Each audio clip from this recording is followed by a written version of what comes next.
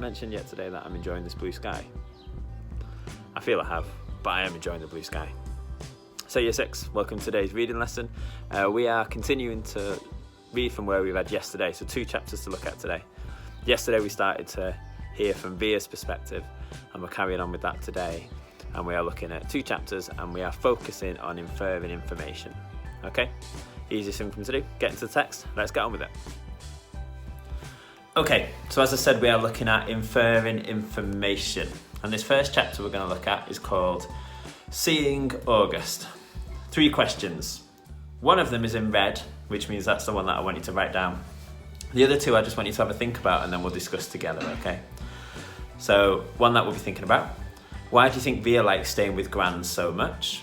Second one. Why do you think Grans told Via that she loved her the most? And then thirdly, what does Via mean when she says, I held on to that secret and let it cover me like a blanket? 3 questions to think about as we read this chapter. It is quite a long one, so we'll discuss these questions probably at the end. Okay, let's get into it.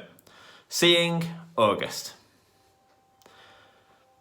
And we're from Via's point of view. Yeah, we are Via now. I never used to see August the way other people saw him. I knew he didn't look exactly normal, but I really didn't understand why strangers seemed so shocked when they saw him. Horrified, sickened, scared. There are so many words I can use to describe the looks on people's faces. And for a long time, I didn't get it. I'd just get mad. Mad when they stared. Mad when they looked away. What the heck are you looking at? I'd say to people, even grown-ups. Then, when I was about 11, I went to stay with Grans in Montauk for 4 weeks while August was having his big jaw surgery. This was the longest I'd ever been away from home.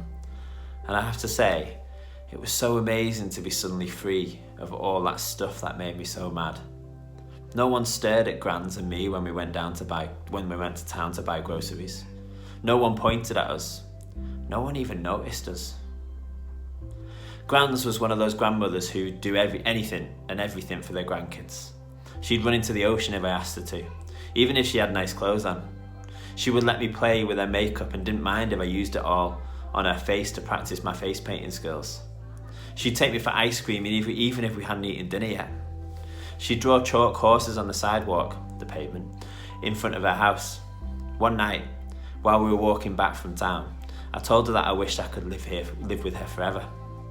I was so happy there. I think it might have been the best time in my life. Coming home after about 4 weeks felt very strange at first. I remember very vividly, which means clearly, stepping through the door and seeing August running over to welcome me home. And for this tiny fraction of a moment, I saw him not the way I've always seen him, but the way other people see him.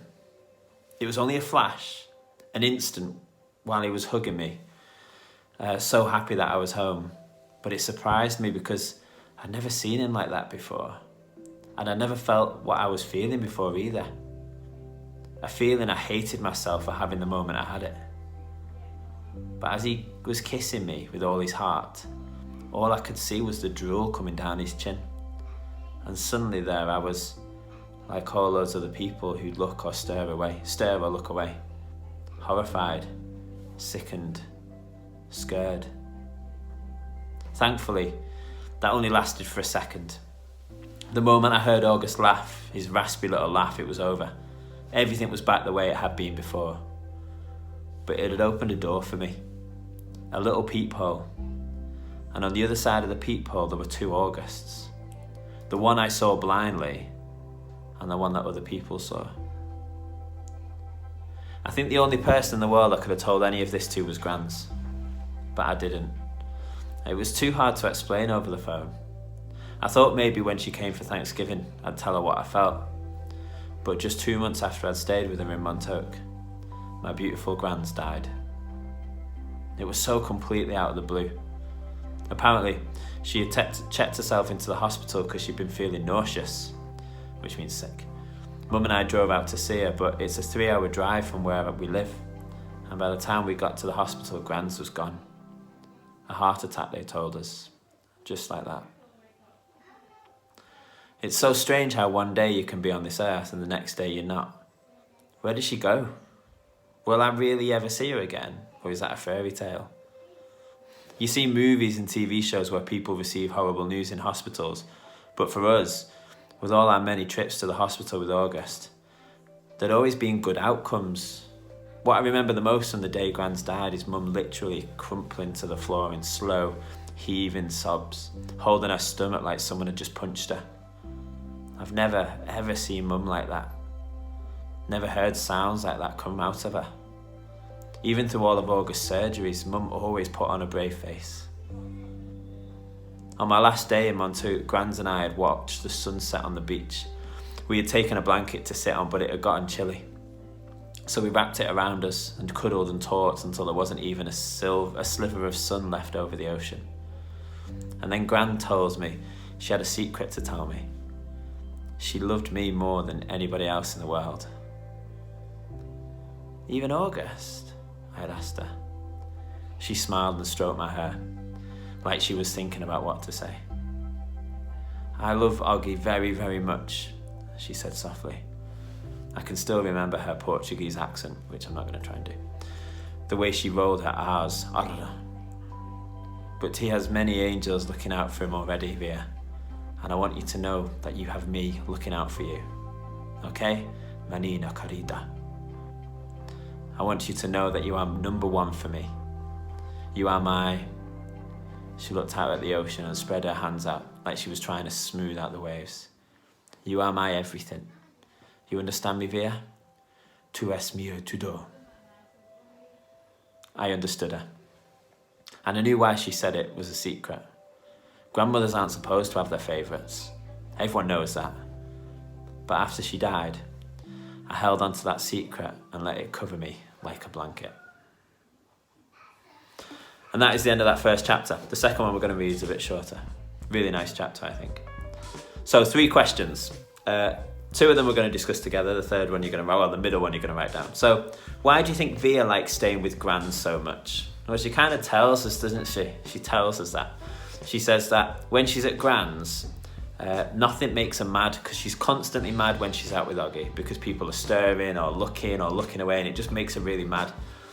But when she goes out with Gran's, no one notices them. So she doesn't get mad. So it's like she's kind of like has all the attention as well. Secondly, and this is the one that I want you to write the answer to, why do you think Gran's told Via that she loved her the most? So at the end of this chapter, Gran says that she loves her more than anyone else, even more than Oggy. Why is Gran's told her that? Okay, so if you want to pause the video now to quickly answer that, I would do. Why do you think Gran's told Via that she loved her the most? And the third question, which we'll discuss together, you don't need to write it down. What does Via mean when she says, I held onto that secret and let it cover me like a blanket? So I think Via constantly thinks about that. She thinks about Gran's loving her the most. And when we get covered in a blanket, is it a feeling of, is it something nice or is it not nice? And hopefully you'll agree that it is something nice. When you get wrapped up in a blanket, you suddenly feel like close and warm and comfortable. And I guess this secret, this thing that she knows that Gran's loves her the most, it keeps her warm, it gives her peace, it gives her comfort, makes her feel good, okay? And that's why the author said, held on to that secret and let it cover me like a blanket. That secret covers her, it gives her comfort and protection and warmth. Okay, next chapter, because I'm conscious that we've been going for a while already. This is a quick chapter though, I promise. Just flicking through. 2 questions as we read this next chapter, August Through the People. Why is Via frustrated by how Mum and Dad treat Oggy? And then so that's the one that I want you to answer. And then secondly, you don't need to answer this because you're going to kind of do it in a bit. What questions do you think she would like to ask her brother? Okay, so the one that you can answer as we're going through, why is Via frustrated by how Mum and Dad treat Oggy? And then we'll think about this next one at the end. What questions do you think she would like to ask her brother? And it kind of gives us some ideas in the text. So, August Through the Peephole. His eyes are about an inch below where they should be on his face, almost to halfway down his cheeks. They slant downward at an extreme angle, almost like diagonal slits that someone cut into his face, and the left one is noticeably lower than the right one. They bulge outward because his eye cavities are too shallow to accommodate them. The top eyelids are always halfway closed, like he's on the verge of sleeping.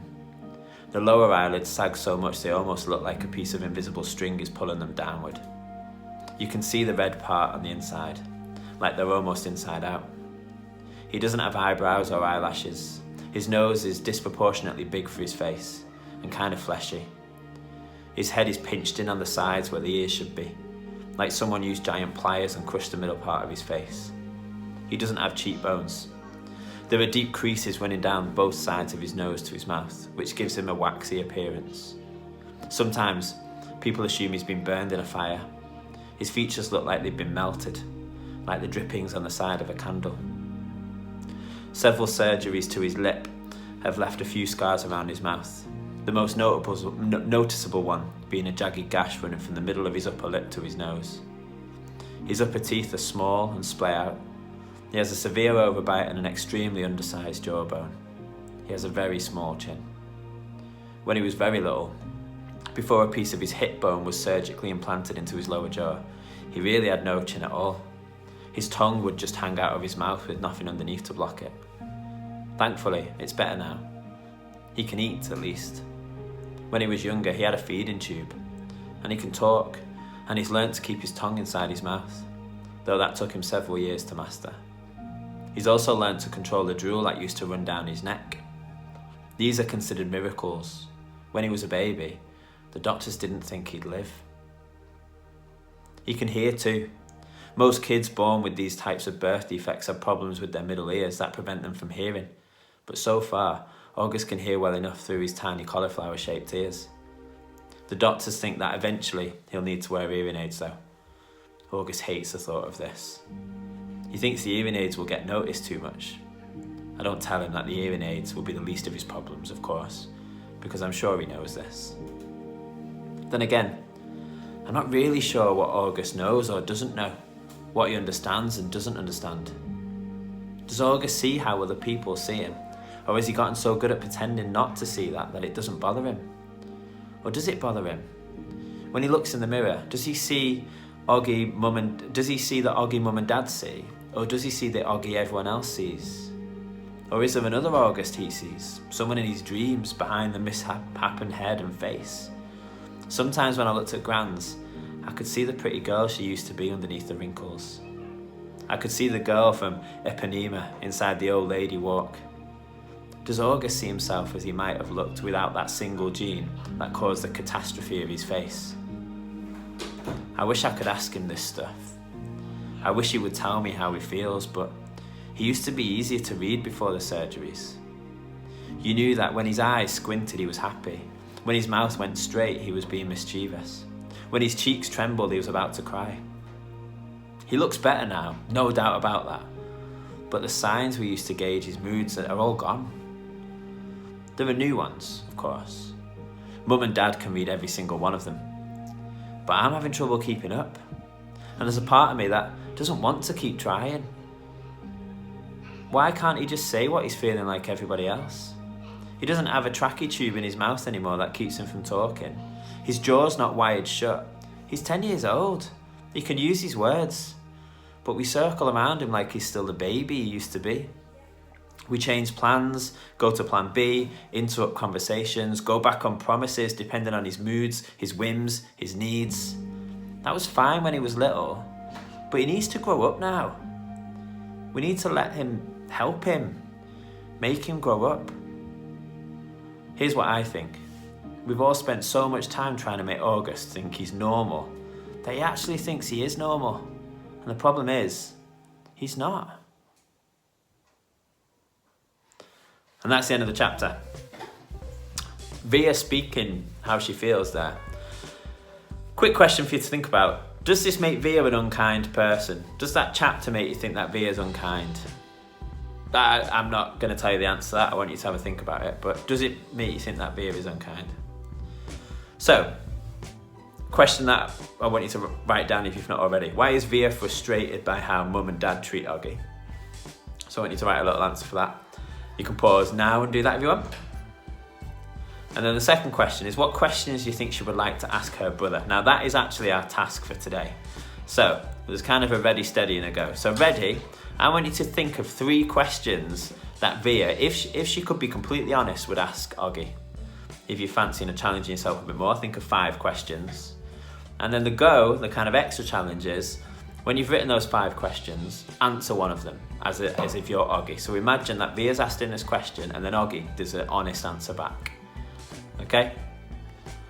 And that's your task year 6. So, what would Via like to ask Oggy? There are some ideas in the text if you flip back a little bit to find them. But you don't have to use those ones. If Via could ask Oggy any questions without offending him, what would they be? Okay, year 6. Work hard, and I will see you in the next lesson, video, whatever that might be, in a bit. Goodbye.